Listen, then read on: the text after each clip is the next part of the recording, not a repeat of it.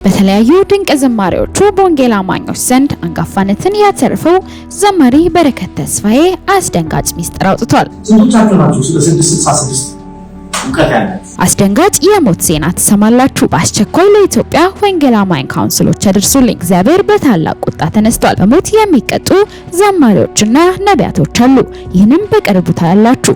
በተለያዩ ትንቢታዊ መልእክቶቿ የምናውቃት ነብይት አስደንጋጭ የማስጠንቀቂያ መልእክት ልካለች። በዝርዝር የምትሰሙት ይሆናል። ከካውንስሉ ላይ ጸጋዬን ወስጃለሁ ብሎኛል። እናንተንም ይገለብጣል፣ ዕቃችሁንም ይገለብጣል።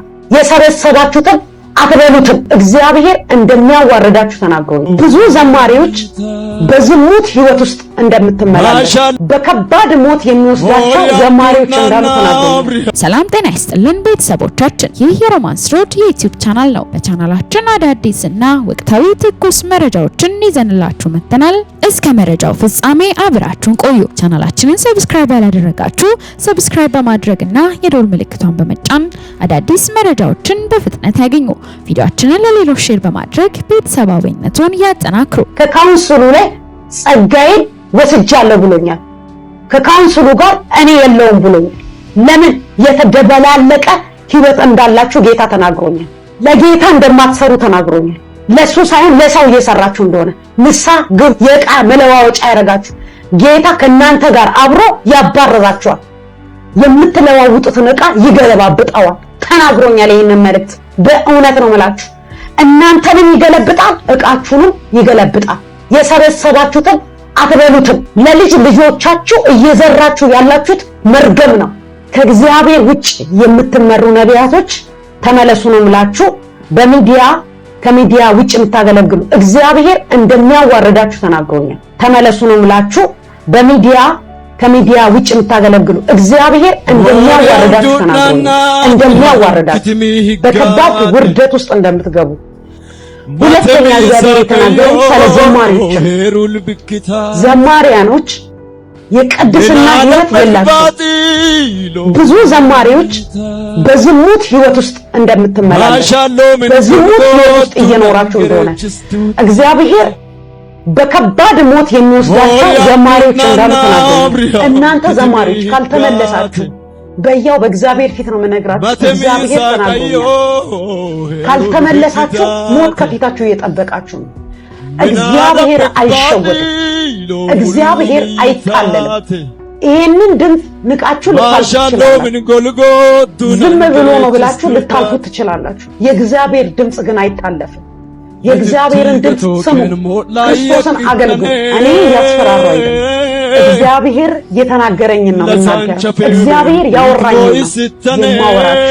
ተመለሱ። ስለዚህ እግዚአብሔር የተናገረኝን እናገራለሁ። ተመለሱ። በሰይጣን የሚያገለግሉ ነቢያቶች እንዳሉ እግዚአብሔር ተናግሯል። በአጋንንታዊ መንፈስ አጋንንት ራሱ ሚስጥርን እየገለጠላቸው መድረክ ላይ ቆሞ የሚያገለግሉ መጀመሪያ በመንፈስ በክርስቶስ ተነስተው ነገር ግን ከመሳታቸው የተነሳ በአጋንንታዊ ስፕሪት የሚያገለግሉ በሚዲያ እንዳሉ ከሚዲያ ውጭ እንዳሉ እግዚአብሔር ተናግሮኛል። ሌባ አገልጋዮች፣ ዝሙተኛ ነቢያቶች ከመድረክ እንደወረዳችሁ ሄዳችሁ ሚስት እያላችሁ ልጆች እያላችሁ ዝሙት ለመስራት የምትሄዱ ነቢያቶች አላችሁ፣ ዘማሪዎች አላችሁ። እናንተ አዲስ ኪዳን ላይ እግዚአብሔር ይቅር ይለኛል፣ አሁን የይቅርታ ዘመን ነው። ኖ እግዚአብሔር አሁንም ይቀጣል። እግዚአብሔር አሁንም ይቀጣል። እግዚአብሔር በቤቱ ላይ የሚዘራደሩት ዮሐንስ ወንጌል ምዕራፍ 2 ላይ ኢየሱስ ወደ ቤተ መቅደስ ሲገባ ቤቱን አድርገው ነበር፣ የንግድ ቤት አድርገው ነበር፣ ዕቃ የመለዋወጫ ቤት። ዛሬም ያላችሁ ነቢያቶች የእግዚአብሔርን ቤት የንግድ ቤት ያረጋችሁ፣ የዕቃ መለዋወጫ ያረጋችሁ ጌታ ከናንተ ጋር አብሮ ያባረራችኋል። የምትለዋውጡትን ዕቃ ይገለባብጣዋል ተናግሮኛል። ይሄንን ማለት በእውነት ነው ማለት እናንተንም ይገለብጣል፣ ዕቃችሁንም ይገለብጣል። የሰበሰባችሁትን አትበሉትም። ለልጅ ልጆቻችሁ እየዘራችሁ ያላችሁት መርገም ነው። አንተ የዘሞት እያገለገልክ ያለ ነብይ ልጅ ዝሙተኛ ነው። ያንተ ዘር በሙሉ ዝሙተኛ ነው የሚሆነው።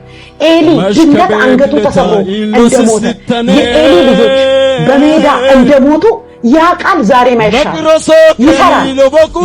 የእግዚአብሔር ቤት እየተበላሸ ዝም ስላለ ታቦቱ ተወሰደ። ልጆቹ በሰልፉ መካከል ሞቱ። የኤሊ አንገት በሜዳ ላይ ተሰብሮ ሞተ።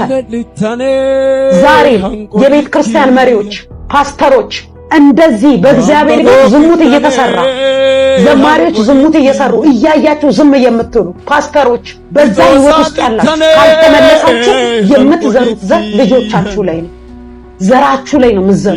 ተመለሱ ነው እንዳችሁ ተስተካከሉ። ሶስተኛ ያለኝ መልእክት ለማን ነው?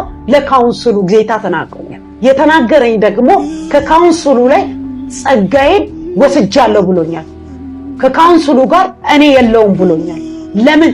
የተደበላለቀ ህይወት እንዳላችሁ ጌታ ተናግሮኛል። ለጌታ እንደማትሰሩ ተናግሮኛል። ለሱ ሳይሆን ለሰው እየሰራችሁ እንደሆነ ንስሐ ግቡ። ካውንስሉ ጌታ የተናገረኝ አንድ መንፈስ አይደላችሁ፣ እርስ በርስ ትቦጫጨቃላችሁ፣ ለስልጣን ትጋፋላችሁ። ወንጌል ስልጣን የመያዣ መንፈስ ህይወትን ለዓለም የምናደርስበት ሐሰተኛ ነቢያት በመሃላችሁ አሉ፣ ሌቦች አሉ፣ የሚዘሙቱ አሉ፣ ሴሰኞች አሉ። ወንጌል አይደባለቅ። ብዙ ትውልዶች እየጠፉ ያሉት በመሪዎች የተነሳ ነው።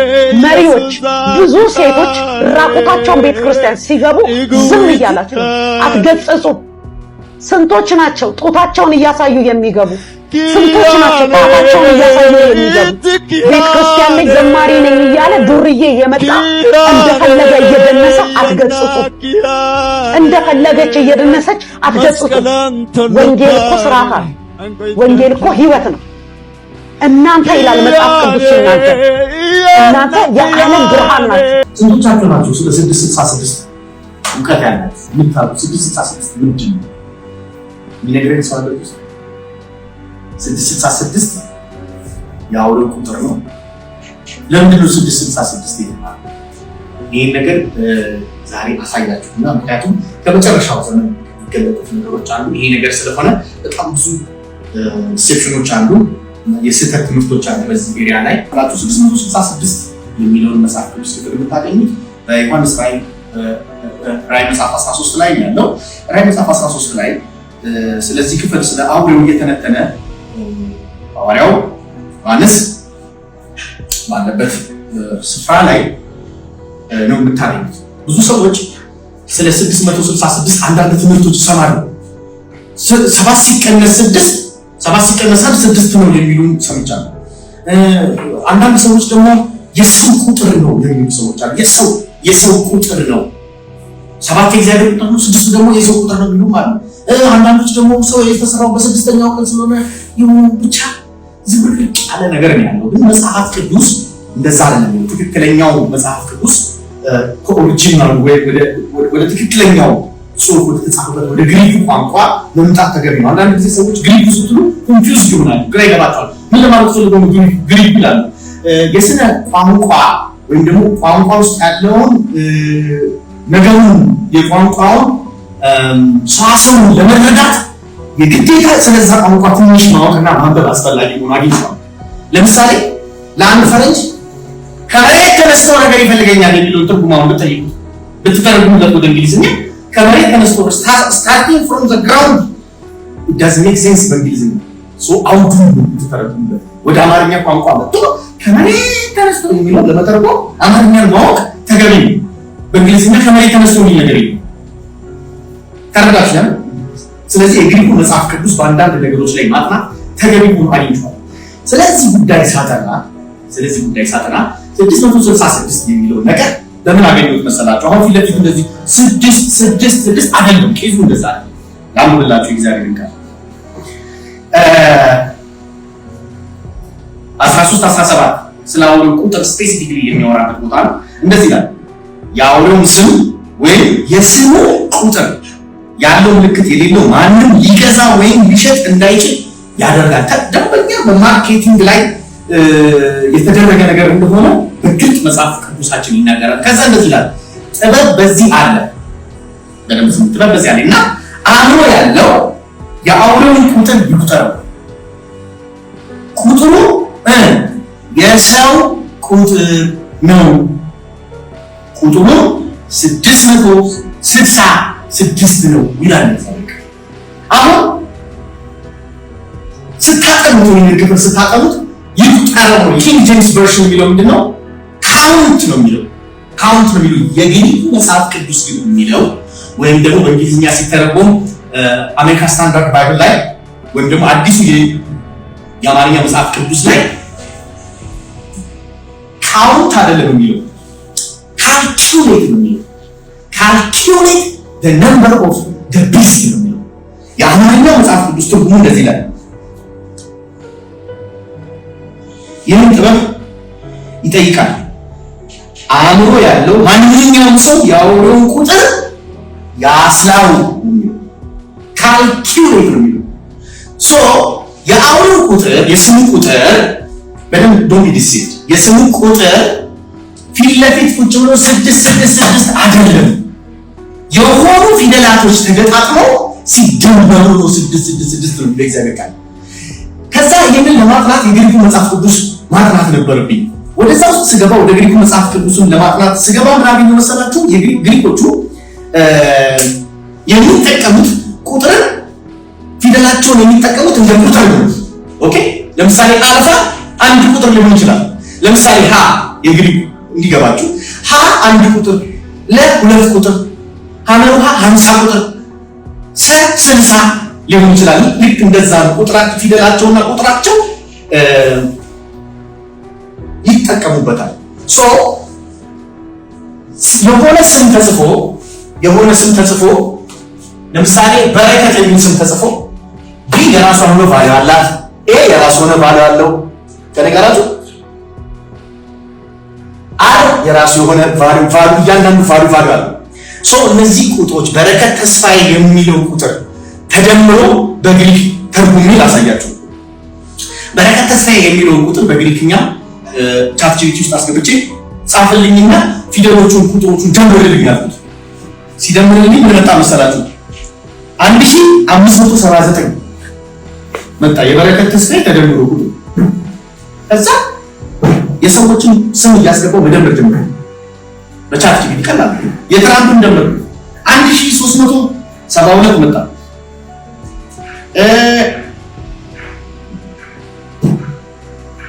የቶኒ ብሌር የቀድሞ የቶኒ ብሌር እንግሊዙ ግን የቶኒ ብሌር ራንደምሊ ስደምሮ ትንሽ ቀረብ ያለው ነው። የቶኒ ብሌር 685 ነው። የቶኒ ብሌር በግሪክ ብላችሁ ቁጥሮቹን ፊደሎቹን ቁጥር ስትደምሩት ከዛ የአፍሪካ መሪዎችን ደግሞ አስገባው። ዊሊያም ሩቶ 1404 ኤለን ማስክን አስገባው። ኤለን ማስክ 421 ነው፣ ትንሹ እሱ ነው። ከዛ ከኳስ ተጫዋች ደግሞ ሊዮኔል ሜሲን አስገባው። የሊዮኔል ሜሲ ትንሽ ቀረብ ያለ ነው 650 ነው። እና የፈለጋችሁት እንደውም የኛ ቤት ድሮ የሚሰራልንን ወንድምንም አስገብቼ በግሪክ እንደውም የሱ ተውት። ሶ በዚህ ካልኩሌሽን መሰረት ይሄ እንግዲህ የአንታይ ክራይስቱ ሊደር እንደሆነ መጽሐፍ ቅዱስ ይናገራል። የሆነ ሊደርሺፕ ቦታ ያለ ሰው እንደሆነ ይናገራል። ከነገራችሁ በዚህ ቁጥር መሰረት በሰው ልጅ ታሪክ ወይም ይሄ መጽሐፍ ከተጻፈበት ጊዜ ጀምሮ ያለ የሰው ልጅ የመሪ ስም 666 የመጣ ቁጥር የለም በሰው ልጅ ታሪክ ውስጥ። መጽሐፉ ከመጽሐፉ ጥቂት ዓመታት በፊት ግን አንድ ኑሮን ቄሳር የሚባል ሰው የነበረ ከ37 እስከ 68 ዓመተ ምህረት ድረስ የመራ ሰው ነው ይባላል። ኑሮን ቄሳር በግሪክኛ ተጽፎ ሲደመር ኤግዛክትሊ 666 እንደሆነ ይናገራል። ይሄ ግን ትንቢት መጽሐፍ ስለሆነ ወደፊት ስለሚሆን ነው የሚናገር። በጣም ፐርሰን ነው ማለት እኔ ብዙ ሰዎች እንደዚህ ሊሆኑ ይችላሉ የተባሉ ሰዎችን ስም እያስገባው ካልኩሌት ሳደርገው 666 አይመጣም። 1000 ምናምን 400 ወይ ምናምን።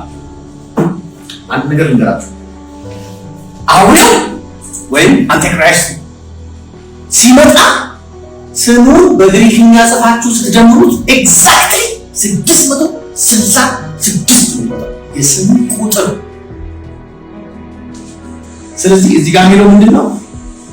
አእምሮ ያለው የአውሬውን ቁጥር ወይም ደግሞ ካልቹሌ ወይም ደግሞ ያባዛው ያስላው የሰውየው ስም በግሪክኛው ሲሰላ ነው 666 መምጣት ያለበት። አዛቸው እንጂ ነው 666 የሚመጣው የቄሳር ብቻ ነው። የትኛው መሪ ስም 666 ምናልባት አሁን ማኒፌስት ሊያደርግ ይሆናል። ማኒፌስት ሊያደርግ ይችላል።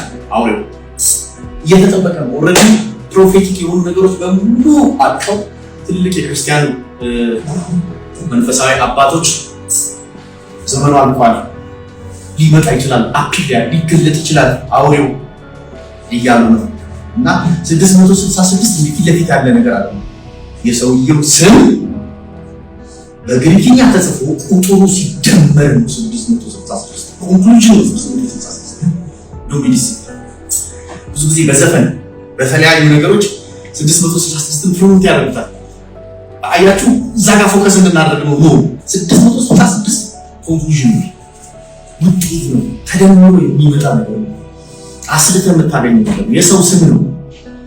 እንደዚህ ለምኛ አላቅም በቪዲዮ ሰው እባካችሁ ይሄን ቪዲዮ የምትመለከቱ በሙሉ ኮፒ ሊንክ ሼር በማድረግ ለማርሴል ቲቪ ለነጆን ለዮናታን አክሊሉ እና ለዛው የራሱን ፔጅ በቲክቶክ ላይ ለሚያራምዱ አክቲቪስቶቹ እንድታደርሱልኝ። አንድ እስኪ የዚህ ልጅ ነገር ሰምተን እባካችሁ እንዳታሰልፉት እቺ መልካም ወጣት ያዘጋጀውን ቻሌንጅ እኔ ልቀላቀል እባካችሁ። ሌላው ቢቀርም ብሩ ቢቀርም እንኳን አንደኛ ዕጣ 25000 ብር ነው፣ ሁለተኛ 15000 ነው፣ ሶስተኛ 10000 ብር ነው። ሌላው ቢቀርም እንኳን እኔ ማስተዛዘኛ መልካም ወጣት ደርሶ መምጣት የነጻ ትኬት ላገኝ እባካችሁ እርዱኝ። ላይክ አድርጉ። በዚህ ምሽት ተንበርክኬ እየለመንኳችሁ በፈጣሪ እባካችሁ በእግዚአብሔር አማኞች እባካችሁ እርዱኝ። እስቲፋ አማኞች እባካችሁ እርዱኝ። በዚህ ምሽት ተንበርክኬ እየለመንኳችሁ እስከዛሬ መልካም ወጣት ሄጄ አላውቅም። ኢየሱስ ምስክሬ ነው። እስከዛሬ መልካም ወጣት ሄጄ አላውቅም። የምር እርዱኝ እባካችሁ። መልካም ወጣት እስከዛሬ ሄጄ አላውቅም። ክርስቶስ ምስክሬ ነው። ኢየሱስን እስከዛሬ መልካም ወጣት ሄጄ አላውቅም። እስቲ የዛሬውን ብቻ ተባበሩ እባካችሁ። በዚህ ምሽት ተንበርክኬ እየለመንኳችሁ እባካችሁ መልካም ወጣት ልድረስ እባካችሁ። ይሄን ማስታወቂያ እኔ ላሸንፍ እባካችሁ እርዱኝ። ዮናታን አክሊሉ በድላ ከተማ ላይ ለማድረግ ያቀደውን የመልካም ወጣቶችን ፕሮግራም ተከትሎ የተለያዩ ነገሮች ሚዲያ ላይ ሲዘዋወሩ ተመልክቻለሁ።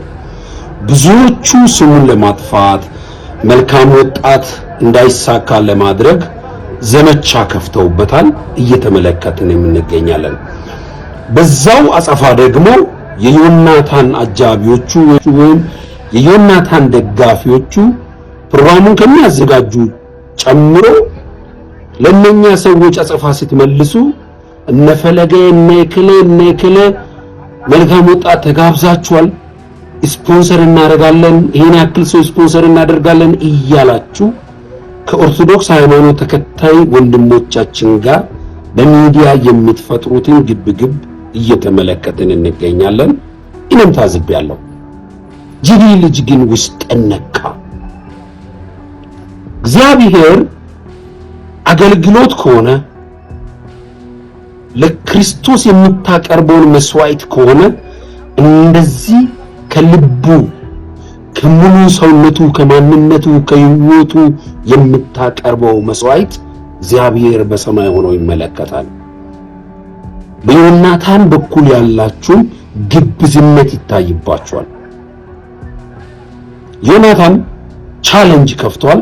ጆን በራሱ ፔጅ ላይ ፖስተሃል። ይህ ልጅ ይሄን ቻሌንጅ ማሸነፍ ብቻ አይደለም፣ የእውነት መልካም ወጣት ተሳትፌ ስለማላቅ ማስተዛዘኛ ባገኝ ይላል። እንደዚህ ራሳቸውን ለክርስቶስ ሰጥቶ በመልካም ወጣት ተሳትፌ ህይወቴ ይቀየራል፣ አንድ ነገር አግኝቼ መጣለው ብሎ በመሬት ተንከባለው ተንበርክኮ የሚማጸኑ ወጣቶች መች በቤተ ክርስቲያናት ውስጥ አጣችሁና ነው የሌላ ሃይማኖት ተከታዮች ጋር ግብግብ ውስጥ የምትገቡት? ይህ ልጅ ሊያሸንፍ ይገባል። አካውንቱን ሜንሽን አደርግላችኋለሁ። ሁላችሁም ገብታችሁ ኮፒ ሊንክ ሼር አድርጉት፣ ላይክ አድርጉት። ሁለተኛ ቢያሸንፍ ባያሸንፍ ማርሲል ቲቪ ራሱ ዮናታን አክሊሉ ይህን ልጅ ስፖንሰር አድርጎ ወስዶ ምሾቱን የዚህ ልጅ ፍላጎቱ እንዲሳካ የራሱን አስተዋጽኦ እንዲያደርግ እባካችሁ ማናችሁም ይሄን ቪዲዮ የምትመለከቱ ኮፒ ሊንክ ሼር አድርጋችሁ ለዮናታን አክሊሉ አድርሱ። የኔ ወንድም ምርጥ ልጅ አንተ ማርሲል ቲቪ ተሳተፍክ፣ አንተ ወጣቶች የመልካም ወጣቶችን ፕሮግራም ተሳተፍክ አልተሳተፍክ፣ ልብን የሚያይ ክርስቶስ አግኝቶሃል። በቃ ተባርከሃል። አንተ ምን ነው